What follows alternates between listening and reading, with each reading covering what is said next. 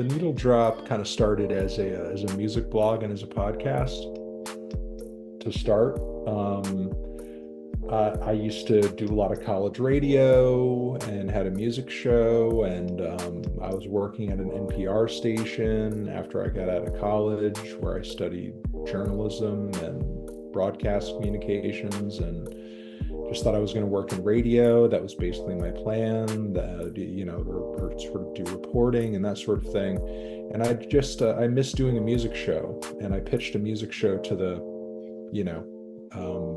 director of the radio station, and he liked it. And I didn't get paid for it or nothing off the bat, but it's something that they let me do, they allowed me to do, and I enjoyed doing it. And that sort of like gave me the ability to kind of like get my foot in the door with like some other places where I could sort of write about music on a week to week basis. Like, oh, I have an NPR affiliated like podcast, and I talk about music over there, so can I write for your column, can I write for your paper, sort of like got the ball rolling. And while all of that was well and good, and it was definitely a decent place to start and kind of like get my bearings for what I'm trying to do, it wasn't going anywhere career wise, which is why I kind of like started the YouTube channel as kind of like an experiment. I thought like, well, if this isn't kind of going anywhere with me talking about music sort of in text or over a podcast, like what if I took it to YouTube? Because there were a lot of YouTubers that I was watching at the time who like just kind of talked about their passions or covered certain things, or kind of like just threw their opinions out there on whatever topics they followed closely. But there wasn't really anybody who I knew of or watched on a regular basis when I started my channel who talked about music all the time, maybe every once in a while here and there, just to sort of like, if their favorite band is of a certain, genre and they're just really into that style. But for the most part, like I didn't really see anybody on YouTube as like a dedicated music reviewer. And I wondered sort of like, how far could you take that sort of thing if you tried it? And that was in 2009. And that was way before a lot of the whole like YouTube push, even probably before like early formats like Kids React on the Fine Brothers channel back in the day, which was like one of the main forms of like reaction on YouTube. Yeah. So like early on, I remember like one of the only big YouTubers that I remember from back then that, and I'm sure there are others, but like I remember one of the only big YouTubers that I remember doing their thing at that time, and it's still like pretty big and relevant today, was like Sexy Phil.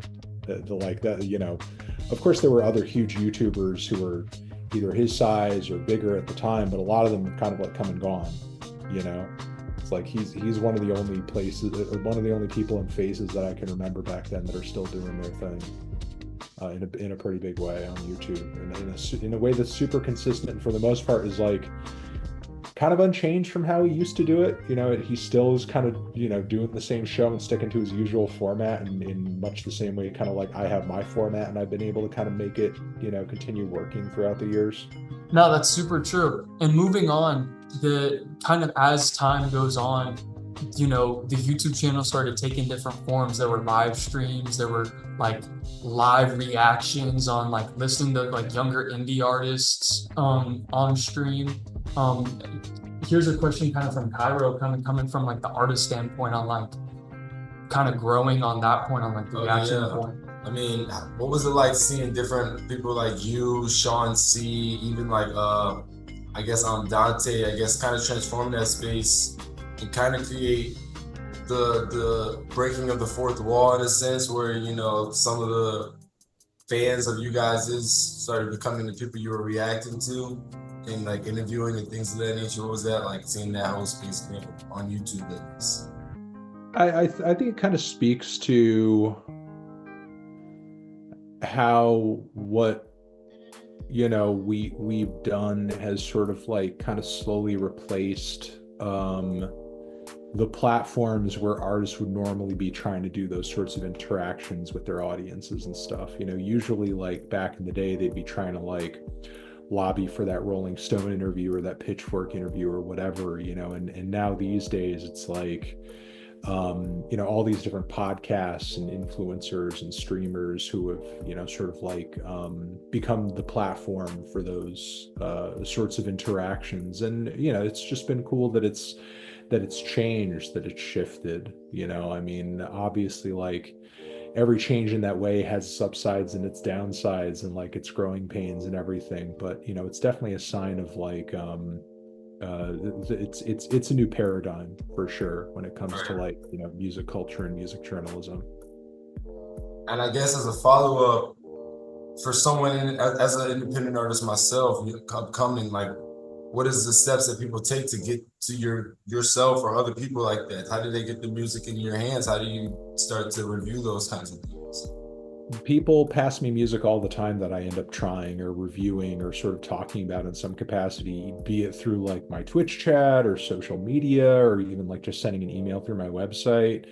I mean, unfortunately, like just being one guy and, having a team of people that also go over some of this stuff with me here and there, it's like we can't catch everything, and I'm also not going to like everything. You know what I mean? It's hard to because I'm in the position I'm in and I have the platform that I have to kind of like pick my battles. And sometimes, like, well, I mean, in most cases, it doesn't necessarily make sense to sort of like talk about a project from a smaller artist if I think it's horrible. It's like I don't want somebody's first review off the bat where nobody knows who they are, where I'm just like shitting on their stuff. You know what I mean? That doesn't really like benefit anybody per se. Even if there are some people that like will DM me and be like, come on, man, I promise, I don't even care if you hate my music and think it's the worst thing ever, please review it. And it's like, no, I mean, that really wouldn't benefit you, in the way that you think it might, because unfortunately there's like, as much as I would love for people to sort of like mostly consume or focus on my content where I'm trying to put them onto some stuff that they never heard of before, sadly, like a lot of the focus on my content is more toward the artists and albums that most people are aware of. And even when people are trying out some of that smaller stuff, I mean, sometimes people take my opinion a little bit to heart and they don't necessarily kind of like, go out of their way to sort of try or explore certain things for themselves, and so if I am going to review a smaller act or artist or project, I definitely want it to be something that I'm personally excited about and I feel like is something the audience should spend some time trying out. But I mean, I try to be as reachable as I can through, again, social media, through email and so on and so forth, even if I can't hear everything, if I can't hear it all. Right. And then I guess, what's it like, not from a smaller artist, then someone as big as Drake, getting upset with just your opinion, you know what I mean? And having as big of a moment as that. What was that like? I kind of, as even a Drake fan, I gotta say that it was good troll. Once I realized, I was like, once I saw the recipe, I was like, dang, that was good. That was good. It just is what it is. I mean, artists are just people at the end of the day. Right. And honestly, there's like not really a whole lot, like as much as we would like to imagine it to be the case. And their art are very good about how they handle themselves and present themselves on the internet. There's not really a whole lot that separates your average artist from, a music fan who just gets like really passionate about their opinions on social media. You know what I mean?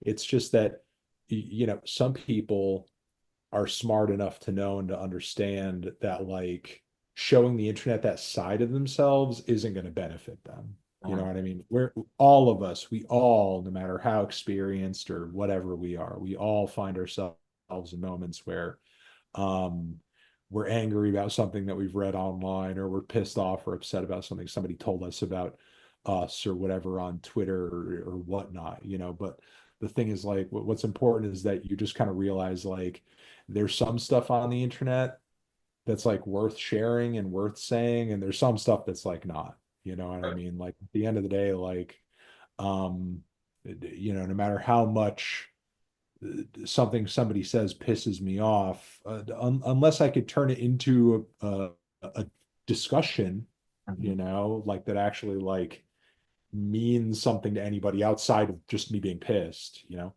Unless I can turn it into a discussion or make a point or, you know, shift it into something that actually sort of like, you know, benefits people in some way, shape, or form, there's no real reason in sort of like engaging or melting down or whatever, you know. It's probably better to just kind of like go about your day and just try to figure out something constructive